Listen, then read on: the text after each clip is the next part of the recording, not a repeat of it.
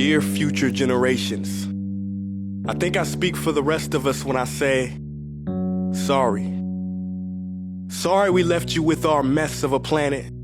Sorry that we were too caught up in our own doings to do something. Sorry we listened to people who made excuses to do nothing. I hope you forgive us. We just didn't realize how special the earth was. Like a marriage gone wrong, we didn't know what we had until it was gone. For example, I'm guessing you probably know it as the Amazon desert, right? Well, believe it or not, it was once called the Amazon rainforest, and there were billions of trees there, all of them gorgeous. And oh, you don't know much about trees, do you? Well, let me tell you, trees are amazing. I mean, we literally breathe the air they are creating. They clean up our pollution, our carbon. They store and purify water, give us medicine that cures our diseases, food that feeds us, which is why I'm so sorry to tell you that we burn them down. Cut them down with brutal machines, horrific, at a rate of 40 football fields every minute. That's 50% of all the trees in the world gone in the last 100 years. Why? For this. And that wouldn't make me so sad if it weren't so many pictures of leaves on it.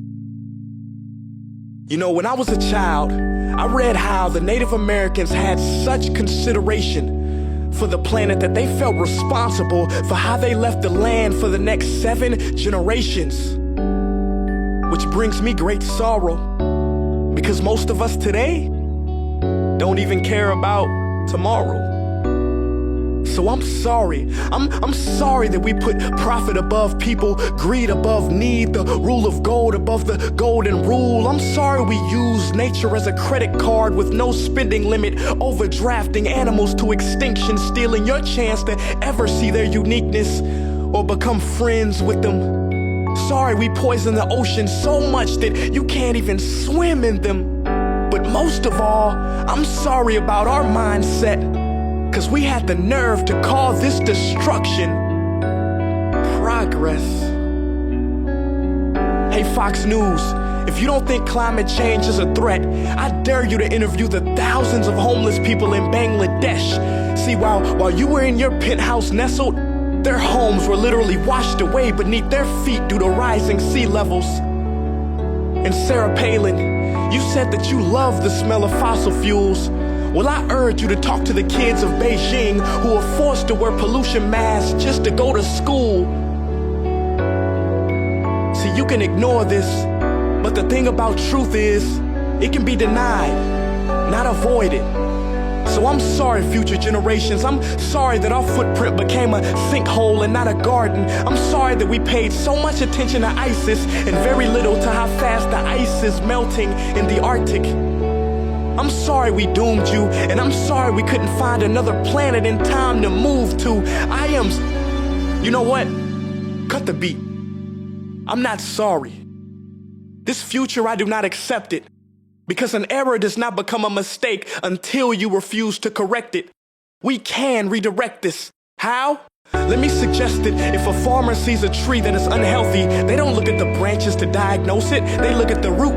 So like that farmer, we must look at the root, and not to the branches of government, not to the politicians run by corporations. We are the root, we are the foundation. This generation, it is up to us to take care of this planet. It is our only home. We must globally warm our hearts and change the climate of our souls and realize that we are not apart from nature, we are a part of nature. And to betray nature is to betray us. To save nature is to save us. Because whatever you're fighting for, racism or poverty, feminism, gay rights, or any type of equality, it won't matter in the least. Because if we don't all work together to save the environment, we will be equally extinct. Sorry.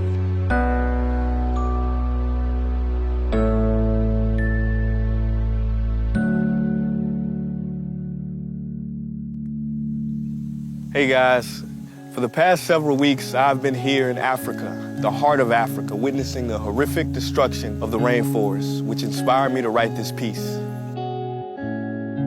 Why are forests being destroyed at such an enormous rate? For this. Today we live in a world where destroying trees makes you money. So what can we, normal people, do about it? One way to directly fight the destruction is to stand for trees. By standing for trees, not only can you save the lives of trees, help forest communities, and protect the rights of animals to live in their homes, but you will also balance the amount of pollution that you yourself give off with your everyday activities, making you a part of the solution and not the problem. This is the option that I chose. But whatever way that you choose to stand for trees, do it. Because a wise man once said, when the rivers are all dried up and the trees cut down, man will then realize that he will not be able to eat money.